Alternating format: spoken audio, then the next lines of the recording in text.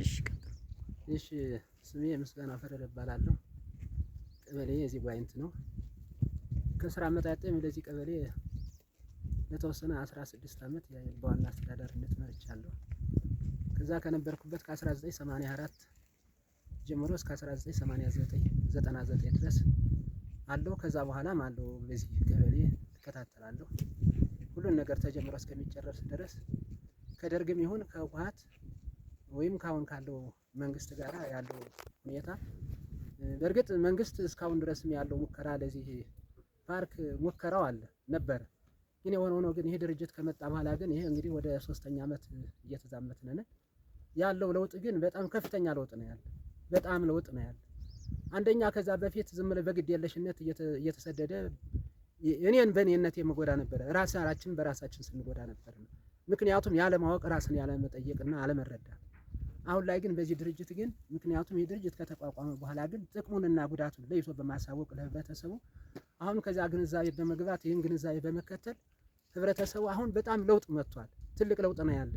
አንደኛ የውሃ ችግር ነበር እስካሁን ድረስ በበለጠ የውሃ ችግር ከየትም ብለ ከከፍት ጋራ ከተለያየ ነገር ሳምንት 10 ቀን የከፍት ሽንት ቀርቶ የሃያ የፈረስ ሽንት የሸናበት ነበር የሚጠጣ የነበረ።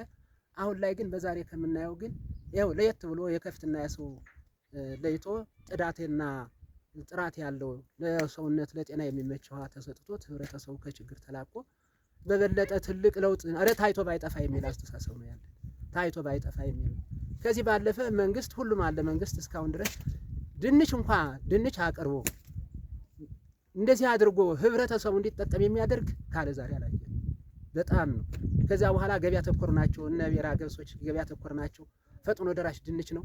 አሁን በዛሬው ከዚህ አካባቢ ላይ መሬት እንደ ከፍት ነው ስንግጥ የነበረና ነጭሎና ወዝብር የሚባል ነው ሲጋጥ የነበረ።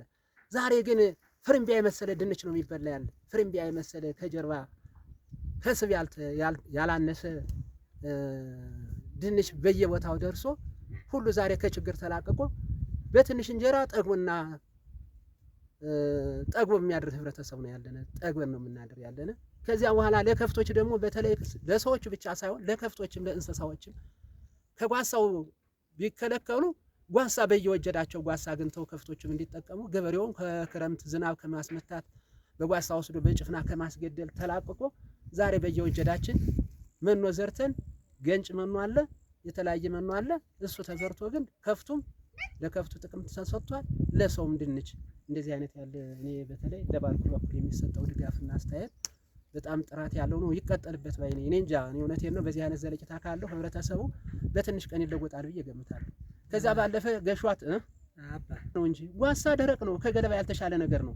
የበሰበሰ ዝም ብሎ የኖረ የደረቀ ከገለባ ያላነሰ ነው የሚበላ የነበረ። መኖ ግን ራሱ ፎስፎረስ ናይትሮጅን ውስጥ ንጥረ ነገሮች ያሉት ስለሆነ በሬ ከፍቱ በጉ ለውጥ አለው። ደሮ ለገበያ ነው በተለይ የሚሸጥ ያለ። እስካሁን 20 ሺህ ብር የማይሆነው ዛሬ 50 እና 60 ሺህ ብር ገብቶ ያለ መኖ እየበላ ነው።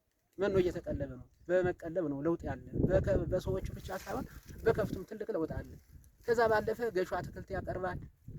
የተለያዩ አትክልቶችን በየአካባቢው ህብረተሰብ ከተፈጥሮ እንትኖች አልቀው ስለሆነ ዛሬ ግን በየደጃፉ በየጓሮው አለምቶ ባህር ዛፍም ሆነ ገሾም ሆነ የኮሶ ዘርም ይሁን የተለያዩ ነገሮች አፕልም ቢሆን እየቀረቡ አሁን ህብረተሰቡ ትንሽ ወደ መለወጥና ወደ መደራጀት ወደ መጠናከር ላይ ደርሶ ያለበት ወቅት ነው ያለው። እሺ እኔ ፓርኩ በእኛ በኩል እንዳለ ሆኖ አሁንም በድርጅቱ በኩል መሆን ያለበት ጠበቅ ብሎ እንዳሁኑ መላላት የለበትም ነው። ጠበቅ አድርጎ ማስተማር ከዛ ጓሳውን የሚከታተሉትን ሰዎች ደግሞ የማጠናከር ስራ ቢሰራ ትንሽ እንደዚሁ እነሱ ትንሽ ድጋፍ ካገኙ የኔ ብለው ይሰራሉ ለማለት ነው። በተለይ መቼም ልጅህን ስታጎርሰው ነው አይደል? አይ ከጥቅም አኳያ ይጠቅማል የምንለው ያው ለቀበሌው ይጠቅማል የምንለው አንደኛ አሁንም ቢሆን ለዚህ ቀበሌ ከስታውኑ የተጨማሪ ይጠቅማልና ቢቀርብ ምን አለ ብዬ የምለው ያው እንግዲህ ከዚህ በተለየ ትንሽ ከድርጅቱ ማጠናከር ወደኛ ለዚህ የቀረው ነገር አለ ብዬ የምገምተው እንግዲህ ሲበላና ሲጎርስ ነው ሰው የሚሆነውና አሁንም ጥሩ አንዳንዴ ስሜቶች አሉት። ትንሽ መቼም በተለይ ይሄ ወጣቱ